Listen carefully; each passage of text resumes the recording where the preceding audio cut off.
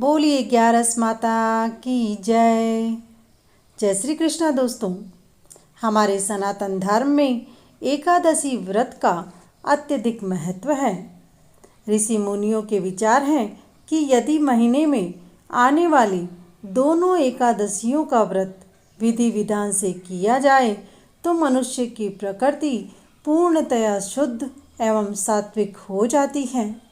जो मनुष्य एकादशी व्रत करना चाहे तो वह दशमी तिथि को शुद्ध चित्त होकर दिन के 8वें भाग में सूर्य का प्रकाश रहने पर भोजन करे।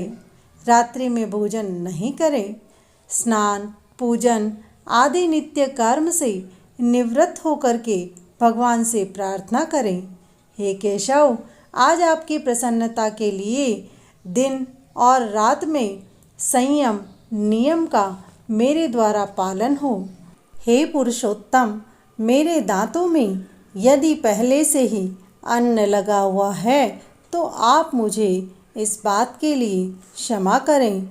कमल के समान नेत्र वाले भगवान, मैं एकादशी को निराहार रह कर के दूसरे दिन ही भोजन करूंगी।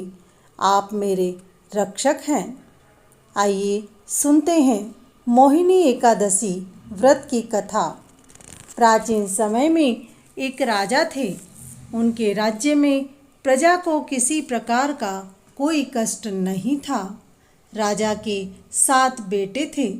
राजा के सभी राजकुमार आज्ञाकारी तथा राज्य के कार्यों में कुशल थे, लेकिन राजा का एक बेटा व्यभिचारी दुर्जन था। वह बड़ों का अपमान कर दिया करता था।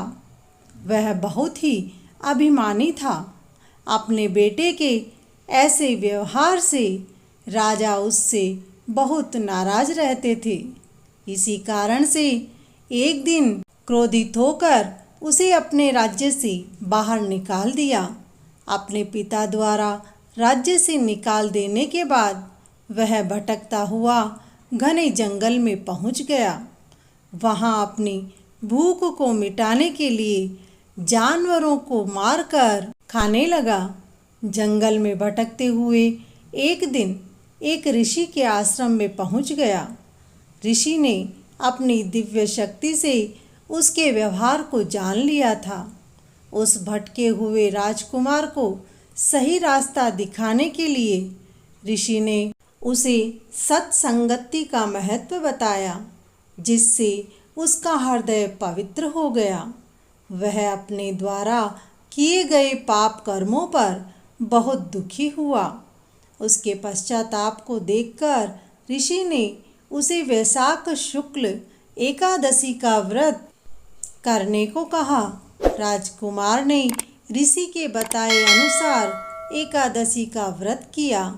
व्रत के प्रभाव से राजकुमार की बुद्धि निर्मल हो गई। कहते हैं तभी से ही इस वैशाख शुक्ल एकादशी का व्रत प्रारंभ हुआ। वैशाख के महीने में आने वाली एकादशी अत्यधिक पुण्य फल देने वाली होती है। बोलिए एकादशी माता की जय। भगवान विष्णु की जय।